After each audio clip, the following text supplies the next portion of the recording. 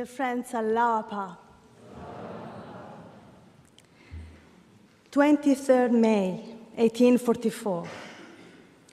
It was a dark time for many people.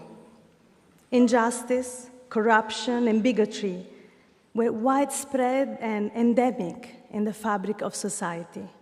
As a result, the longing and heightened anticipation of some was increasing. They were looking for an answer to their prayer. They wanted justice, tolerance. They were searching for their Lord. It was this spirit that animated the immortal Mullah Hussein to find the Bab. The conversation between the two was a symbol of the conversation of humanity with its creator. All those who sought answers to their questions were heard and given a chance to arise and pave a new path for humanity. That night, a spiritual force was released in the world. A force which, as the Bab has written, vibrates within the innermost being of all created things, and which, according to Baha'u'llah, has, through its vibrating influence, upset the equilibrium of the world and revolutionized its ordered life.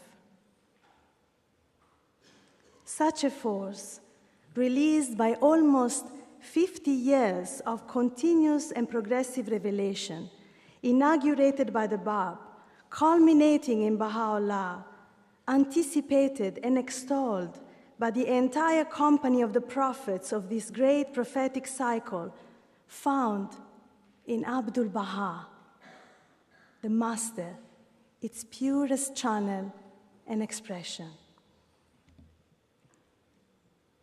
Everyone found a refuge in ʻAbdu'l-Bahá, irrespective of their race, color, or creed. The shadow of his protection was a shelter for all mankind. And when he was suddenly gone from their midst, a sense of emptiness pervaded the body of the believers and his admirers in the Holy Land and the world. Despite this, his spiritual influence was palpable. In the words of an admirer speaking at his funeral, "Know of a certainty that he will live forever in spirit amongst you. Through his deeds, his words, his virtues, and all the essence of his life. We say farewell to his material body, which vanisheth from our gaze, but his reality will never leave our minds, our thoughts, our hearts, our tongues." Shoghi Effendi assures us that his passing could neither impede the operation of such a dynamic force released by the twin manifestations, nor obscure its purpose.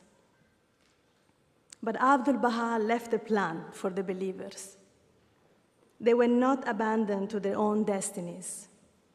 He delineated in his will and testament a framework to enable the believers to raise up the institutions designed by Baha'u'llah for the protection of his cause and the advancement of civilization. The will and testament was written in ʻAbdu'l-Bahá's own hand. It was signed and sealed by him. It consists of 3 parts, written at different times between 1905 and 1907, when he was living in the house of Abdullah Pasha. It was a period when the constant machinations of both internal and external enemies that had brought fresh afflictions and every breath throughout his life now reached a climax and threatened the very life of ʻAbdu'l-Bahá.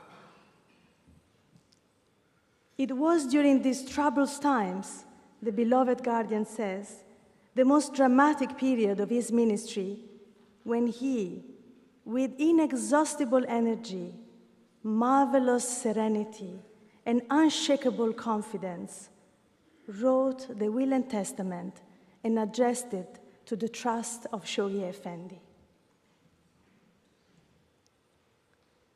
With the passing of Abdu'l-Bahá in 1921, the heroic age of the faith drew to a close. With his Will and Testament, Abdu'l-Bahá not only ensured continuity of the revelation of Baha'u'llah, but created a link between the three ages of the dispensation. He closes the heroic age, inaugurates the formative age, and leaves an instrument that will guide humanity into the golden age. In the words of the Guardian, the Will and Testament should thus be regarded as the perpetual and indissoluble link which the mind of Him who is the mystery of God has conceived in order to ensure the continuity of the three ages that constitute the component parts of the Baha'i dispensation. Friends, through his Will and Testament, Abdu'l-Bahá creates a direct connection of our souls and minds with the heroic age. In fact, many are the passages where Abdu'l-Bahá calls us to remember the sacrifices of those thousands of martyrs who have, as he says, shed streams of their sacred blood in this path. He proclaims the twofold character of the mission of the Bab, discloses the full station of Baha'u'llah, and asserts that all others are servants unto him and do his bidding. With this powerful connection, we inherit blessings of the past and more. For the believers at the dawn of the formative age, just like us gathered here together, the Will and Testament opens the path for building the institutions of the faith that act as channels for carrying the spirit breathed by Baha'u'llah upon the world. He creates a bridge so that we can carry on our shoulders a portion of the work accomplished before to deliver it to future generations. He forever connects us with the streams of souls who were, are, and will be actively participating in the building of a new world. Friends, be it in the formative or the golden age, we are as one soul. This vision creates the connection, both personal and institutional, that we all have with the Master and the Will and Testament. As we said earlier, the mighty force of Baha'u'llah's revelation found in Abdu'l-Bahá this chosen channel to receive the revelation in its purest form. The words of Shoghi Effendi make us almost visualize the encounter of that force with the Master and the genesis of the Will and Testament. Shoghi Effendi says, the creative energies released by Baha'u'llah, permeating and evolving within the mind of Abdu'l-Bahá, have, by their very impact and close interaction, given birth to an instrument which may be viewed as the charter of the new world order, which is at once the glory and the promise of this most great dispensation. The will may thus be acclaimed, Shoghi Effendi says, as the inevitable offspring resulting from that mystic intercourse between him who communicated the generating influence of his divine purpose and the one who was its vehicle and chosen recipient. The Will and Testament is also closely connected with the Kitab-i-Aqdas, which Shoghi Effendi refers to as the brightest emanation of the mind of Baha'u'llah, as the mother book of his dispensation. He says that the provisions of both these documents mutually confirm one another and are inseparable parts of one complete unit. Both documents contain a significance and wisdom that will unfold only with the passage of time. The design conceived by Baha'u'llah in the Kitab Yaqdas effloresces in the will and testament of ʻAbdu'l-Bahá.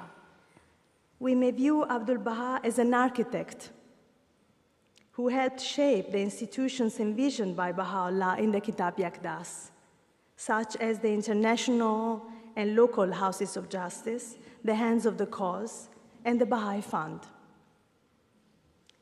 He helped us to see at the level of concept and principles the duties and responsibilities of these institutions and the relationship between them. To stay firm and steadfast on this path of unfolding the design of Baha'u'llah's world order into the future, the beloved master described that authority will be carried forward through the guardianship and the Universal House of Justice. Shoghi Effendi tells us that Baha'u'llah and ʻAbdu'l-Bahá have in unequivocal and emphatic language appointed those twin institutions of the House of Justice and of the guardianship as their chosen successors. Friends, there is an account of a pilgrim that has guided me throughout my life. I've heard it many times from people who served closely with the Hands of the Cause. This pilgrim writes, "One day, Shoghi Effendi was walking with me and suddenly asked me, since after the martyrdom of the Bab, the authority of the faith was passed on to Baha'u'llah, who succeeded Baha'u'llah?" I said, "Abdu'l-Bahá was the successor of Baha'u'llah." The guardian nodded and continued. "And after Abdu'l-Bahá, to whom was authority transferred after the ascension of Abdu'l-Bahá?" I said, "Of course, to Shoghi Effendi." He said, "No." I then said, "The guardian." He again shook his head. I then said, "The Universal House of Justice." He again said, "No." And I could see from his expression that he was disappointed with my inability to answer his question. Then he asked, "Are the friends not reading my letters?" The answer is clearly stated in the dispensation of Baha'u'llah. It is divided into 4 parts: Baha'u'llah, the Bab, ʻAbdu'l-Bahá, and the 4th part is entitled the Administrative Order, which is the answer to this question. What Shoghi Effendi wanted to impress upon me was that the authority of the faith rests on the administrative order, which rested on 2 pillars, the guardianship and the Universal House of Justice. We must recognize that the administrative order is a unique and wondrous feature of this dispensation. There has never been such a system for the guidance and empowerment of mankind. The twin pillars that support this mighty administrative structure, the institutions of the guardianship and of the Universal House of Justice, are bound to each other and to Baha'u'llah and to Abdu'l-Bahá. Each operates within its sphere. Shoghi Effendi says that they are complementary in their aim and purpose. Their fundamental object, he says, is to ensure the continuity of that divinely appointed authority which flows from the source of our faith, to safeguard the unity of its followers, and to maintain the integrity and flexibility of its teachings. The will and testament of Abdu'l-Bahá has determined the sphere of responsibility of each of these two institutions to allow them to fulfill a common objective. Among their powers and duties, the guardian was designated as the interpreter of the Word of God, and everyone should show obedience to him. And as for the Universal House of Justice, everything that it is not explicitly expressed in the text should be referred to it and its guidance followed.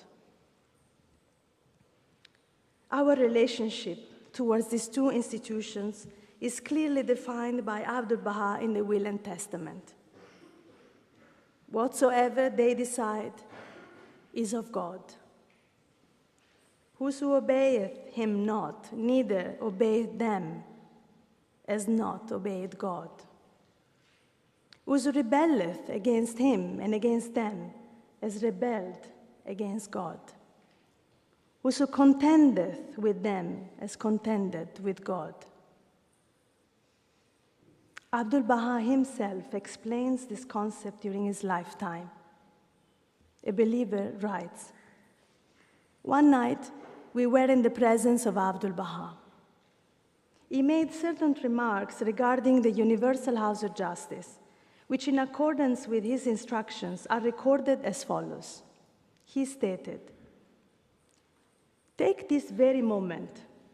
Should the Universal House of Justice be operating, I would have been the first to obey its decree, even if it should be against me. That body is under the shadow of the protection and shelter of the Blessed Beauty. Its command is the blessed command. Discuss this matter amongst yourselves, so that it may not be forgotten. Speak of it to one another, even make a written note of it.'" These twin institutions are a dynamic manifestation of the covenant. It is vital to recognize that the powers and duties of the Universal House of Justice are rooted in the writings of Baha'u'llah.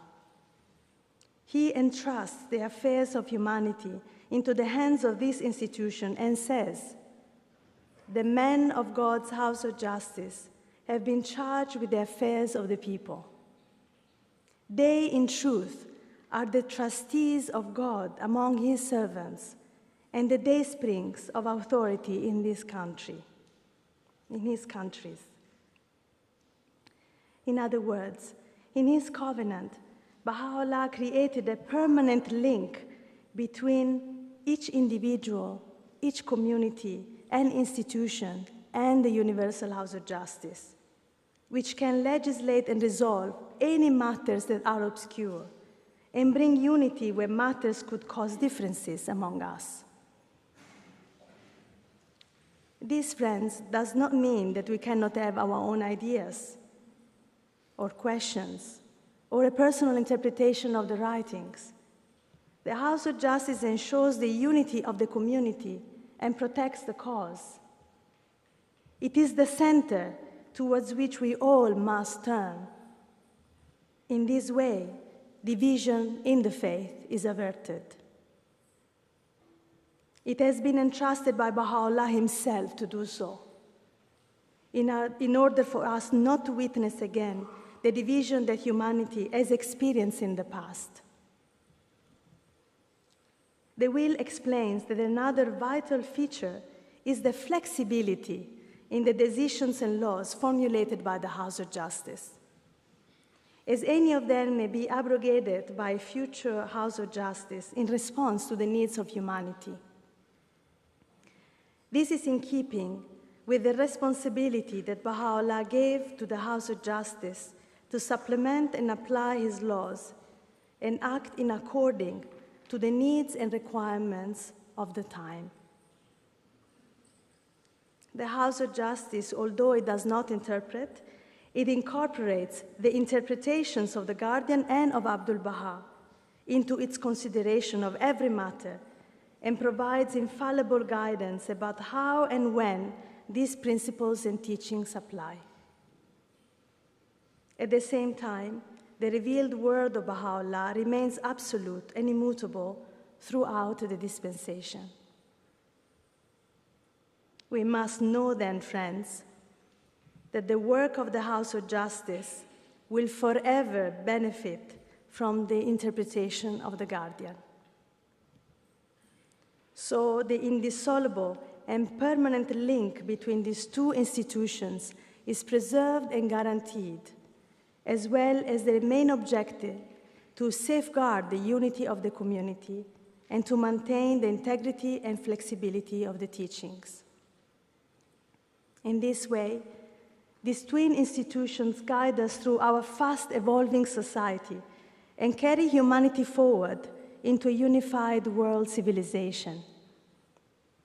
How striking to think that the passage of time, contrary to any other previous dispensation, will not affect the system that Baha'u'llah has created. Under the continuous guidance of the House of Justice, new discoveries, new questions, new challenges will not become a cause of disunity for humanity, but rather a cause of its material and spiritual development. Friends, up to this point, we have explored some implications of the Will and Testament as the charter of the New World Order, and we have stretched our vista into the future. But now, let us go back in time, 100 years ago, and appreciate the journey we have made thus far. When ʻAbdu'l-Bahá passed away, the cause of Baha'u'llah had by that time encircled the globe. In the words of Shoghi Effendi, its light, born in darkest Persia, had been carried successively to the European, the African, and the American continents, and was now penetrating the heart of Australia, encompassing the whole earth.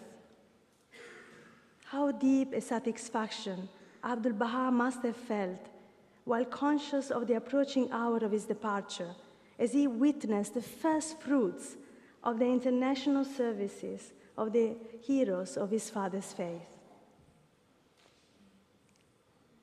He departed serene and left to posterity a weighty document, the Will and Testament.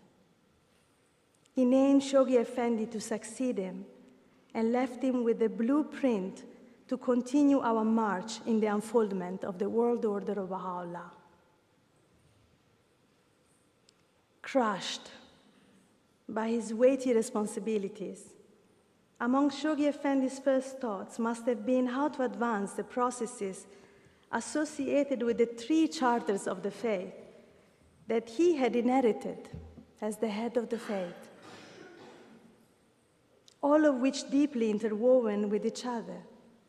The Will and Testament of Abdu'l-Bahá for the development of the administrative order, the tablets of the divine plan for the spiritual conquest of the planet, and the tablet of Carmel for the development of the Baha'i World Center, the spiritual and administrative heart of the faith.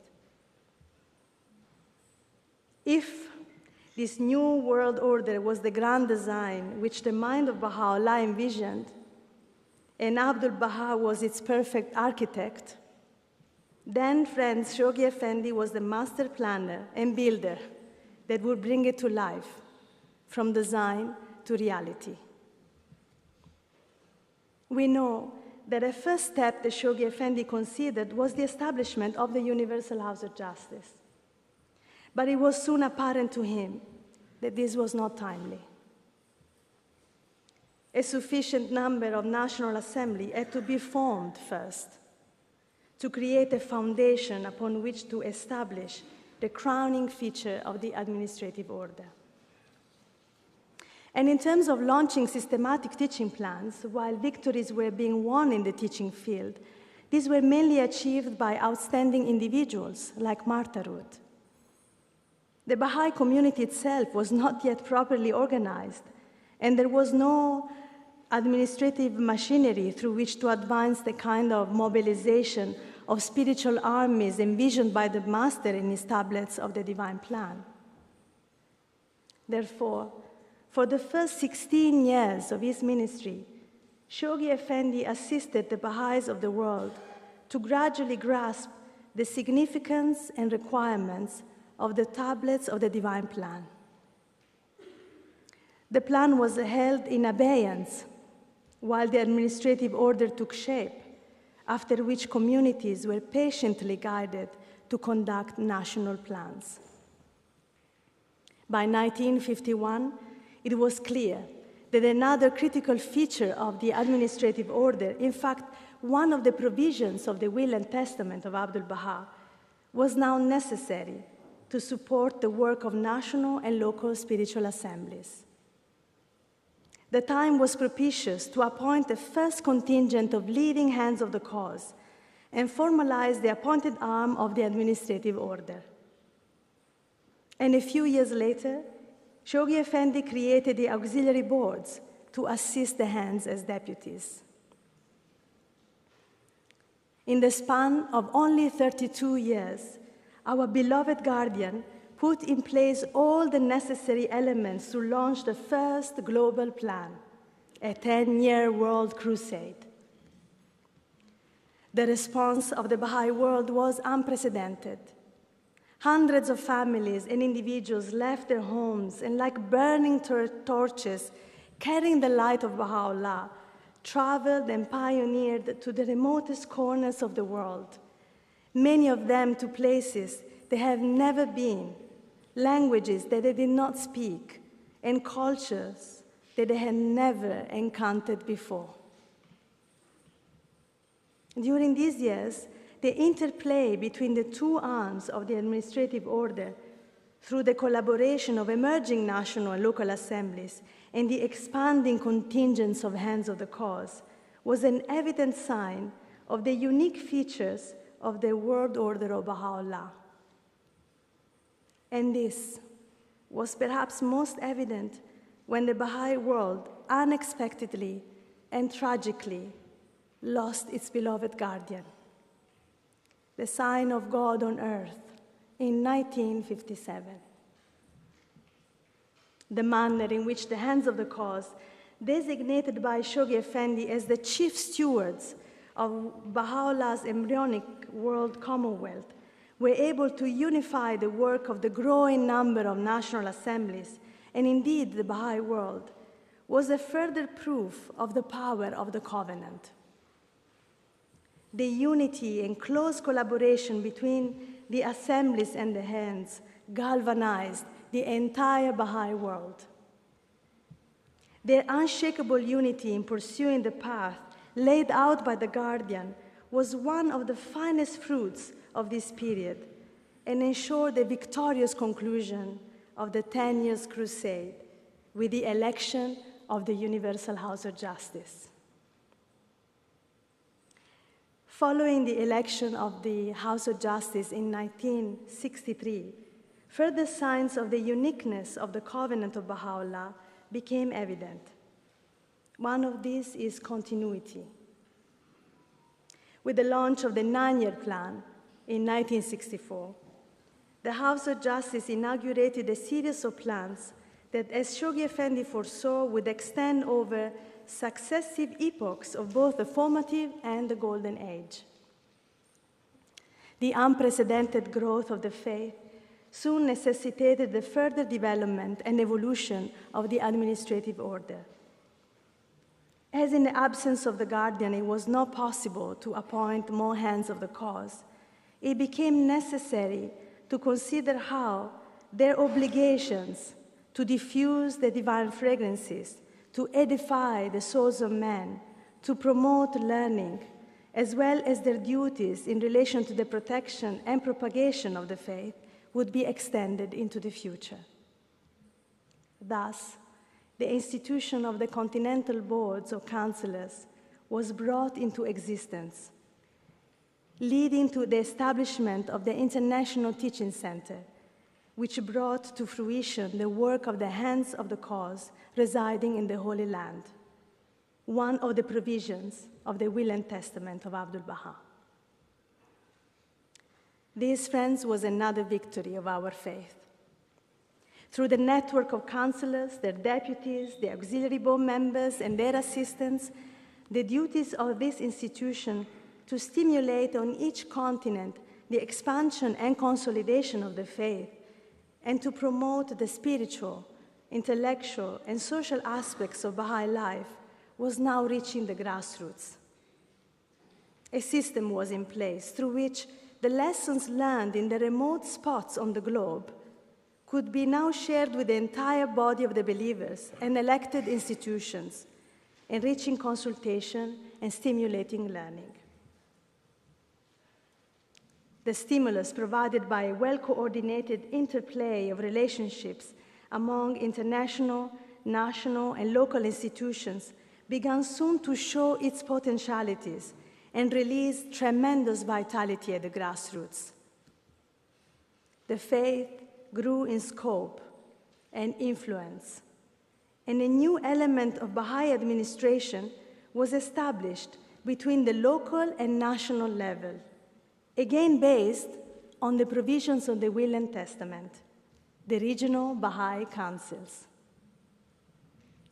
These were introduced to strengthen the administrative capacity of certain communities where the growing complexity of the issues facing national spiritual assemblies required this development.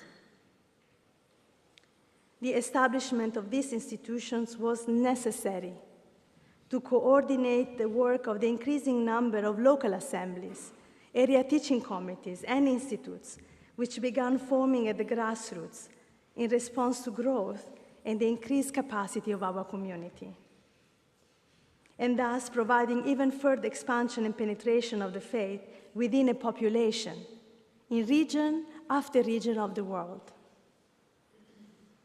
The dynamism released by this development soon brought into greater focus the interdependence between all the components of the administrative order.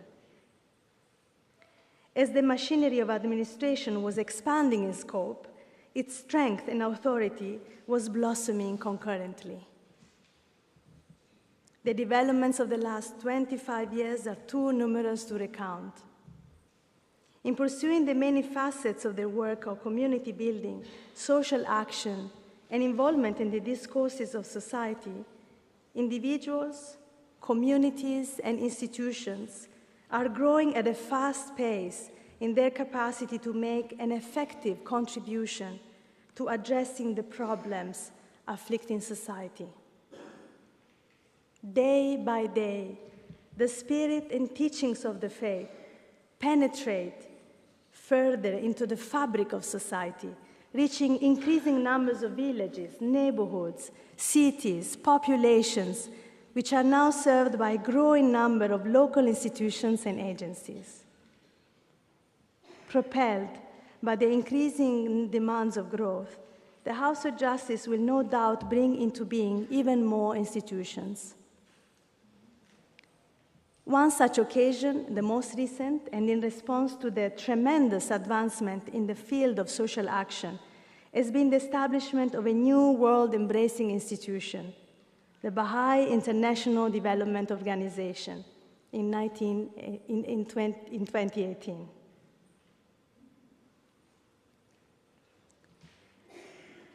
These developments, friends, are expressions of the powers bestowed on the Universal House of Justice to expand and consolidate the institution of its administrative order, and are signs of that continuity of divine guidance that flows through the covenant of Baha'u'llah.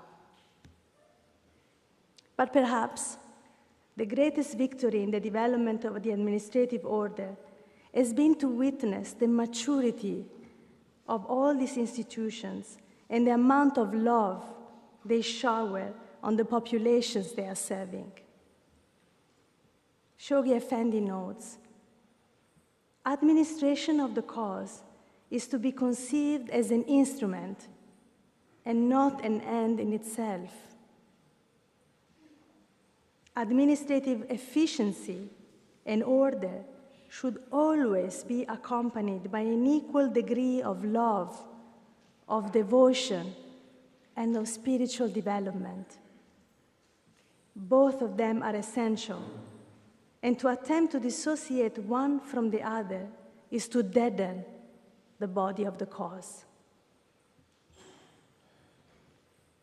The profound nature of the relationships that characterize the world order of Baha'u'llah became particularly evident during the present pandemic.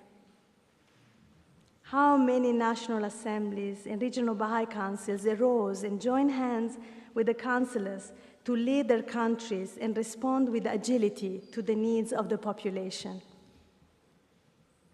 Inspiring letters were addressed to the Friends. National and regional teams were formed to respond to material and spiritual needs. Auxiliary board members collaborated closely with cluster agencies to address new challenges. Network of thousands of assistants have helped local spiritual assemblies to be more closely in contact with every household and family. The health and well-being of the entire population was their main concern. In a society that promotes competition and self-interest, that prefers short-term gains over long-term cohesion and unity, the relationships we are witnessing between the three protagonists of the plan, the institutions, the individuals, and the communities, form a stark contrast. The Baha'i world community is emerging even more visibly as a shining example of not only the nucleus, but the very pattern of that world order which is the purpose of Baha'u'llah to establish.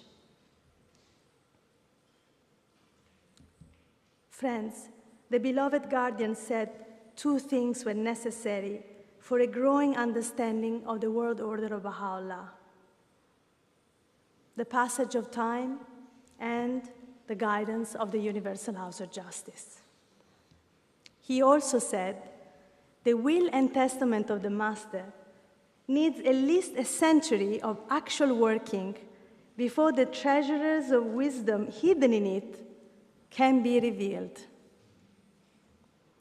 Our presence here today, dear friends, a century later, as representatives of institutions of the administrative order from around the world, is an evident proof of the work done by previous generations under the guidance of the head of the faith. How blessed we are to witness the uniting force of the faith of Baha'u'llah through the presence of friends from diverse backgrounds, languages, and cultures, women and men from literally every corner of the world on this historic occasion. It is in moments like this that I call to mind Baha'u'llah's words, that the soul of every prophet of God, of every divine messenger, hath wished to witness this wondrous day. And we are alive today. With this unique privilege comes a measure of responsibility. While none of us asked or aspired to serve in any Baha'i institution, yet we have been called by Baha'u'llah to do so. And I think, dear friends, that among our many responsibilities, one is above others. And that is to assist the communities and individuals we serve to remain focused and not to allow the many forces that are tearing apart the fabric of society to distract us, or, God forbid, influence the thinking of the believers. To do our utmost to fortify our connection with the covenant and the head of the faith in a way that nothing whatsoever will be able to shake our unity and conviction. This will require that the thoughts, the language, and the actions of those of us who serve in the Baha'i administration will need to reflect firmness, coherence, and deep belief. All humanity is disturbed and suffering and confused, says Shoghi Effendi. We cannot expect to not be disturbed and not to suffer, but we don't have to be confused. On the contrary, confidence and assurance, hope and optimism are our prerogatives.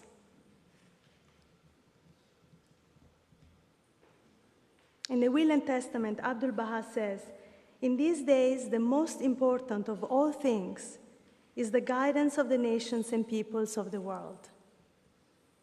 Teaching the cause is of utmost importance, for it is the head cornerstone of the foundation itself." When we consider the magnitude of the transformation that is needed, we recognize that the spirit breathed by Baha'u'llah upon the world, as Shoghi Effendi says, can never permeate and exercise an abiding influence upon mankind unless and until it incarnates itself in a visible order. Through his administrative order, Baha'u'llah made that possible for each one of us to partake in the building of a new civilization.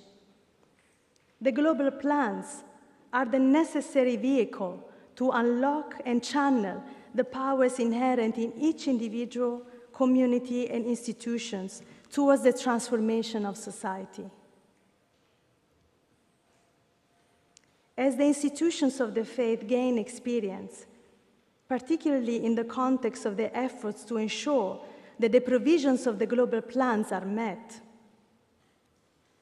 they become a powerful instrument through which the guidance of the head of the faith can reach the grassroots and kindle the spirit of individual and collective enterprise.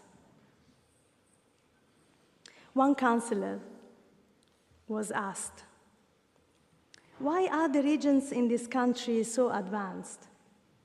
What are the friends and institutions doing more?"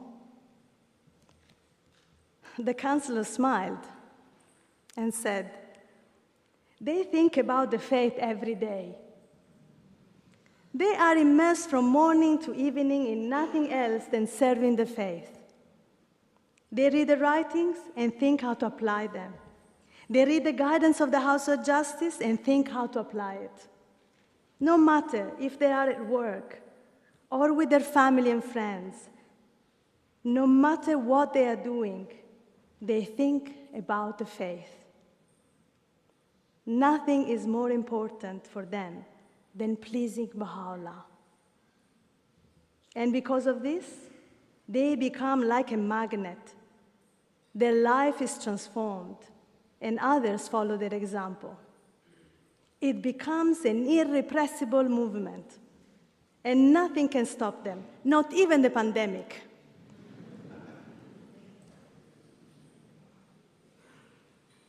Friends, the road we have been traversing till today, even though luminous, has not been easy.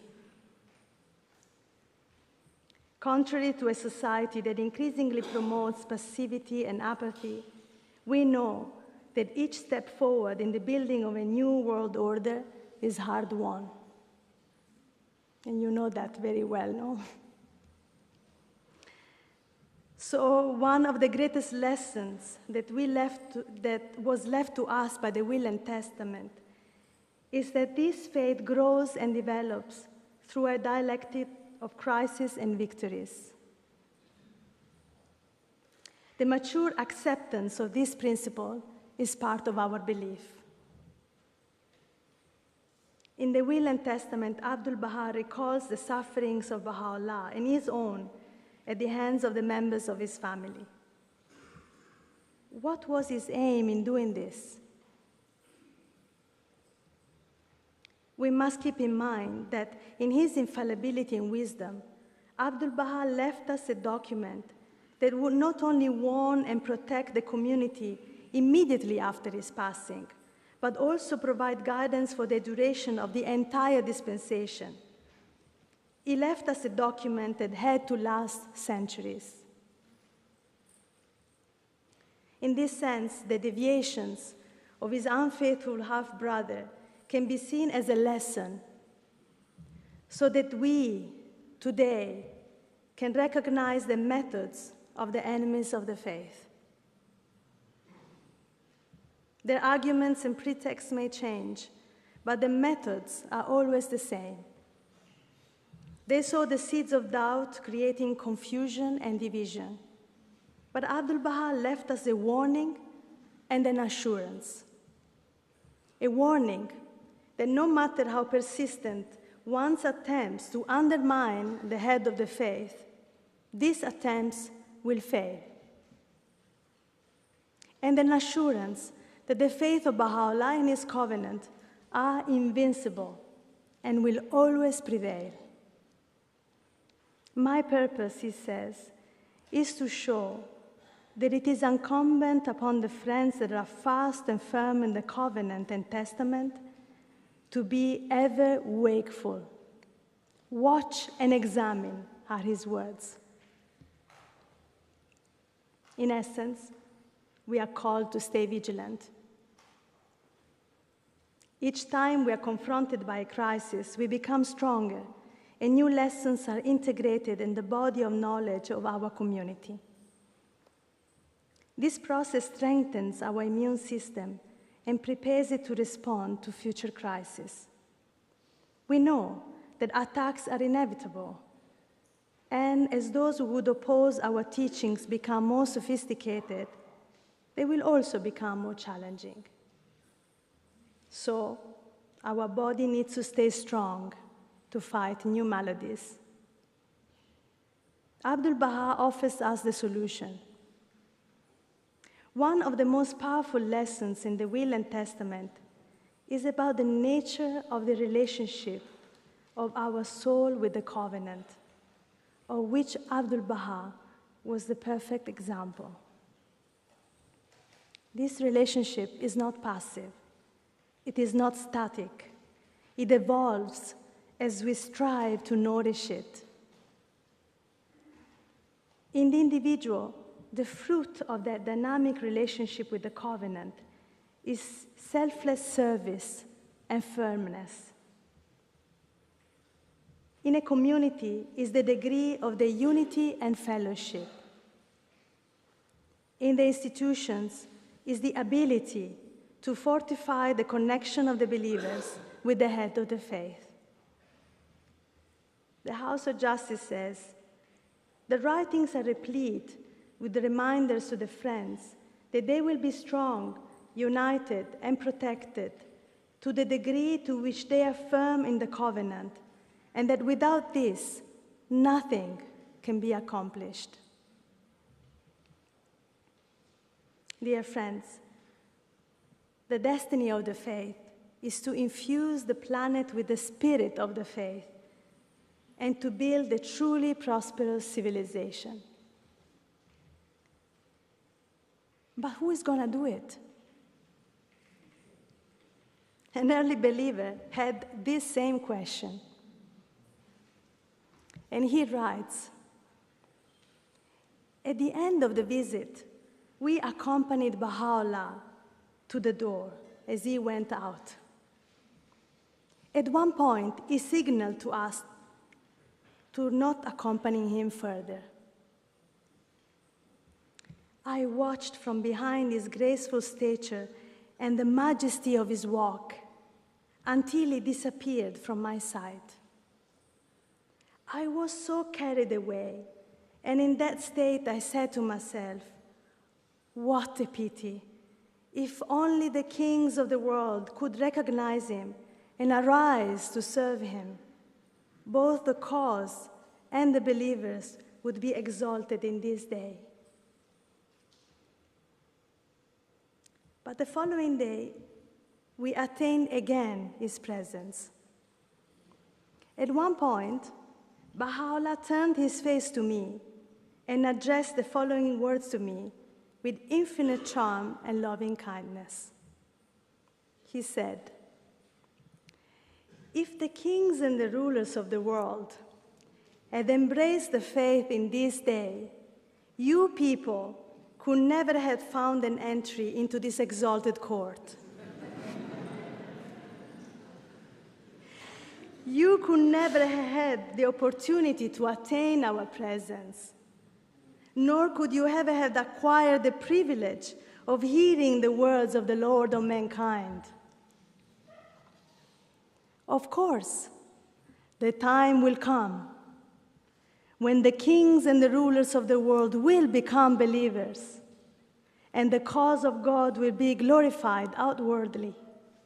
But this will happen after the meek and the lowly ones of the earth have won this inestimable bounty.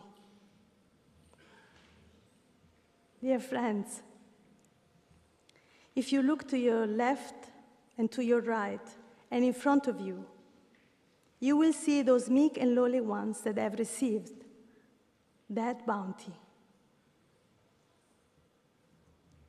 So I ask myself, what other bounty is greater than this? Than dedicating our short lives to do our part, no matter how small, and be able at least to say, I have tried with all my heart. These troubling times for humanity call us to arise with joy, with determination, with hope, to write the next chapter of the history of our faith.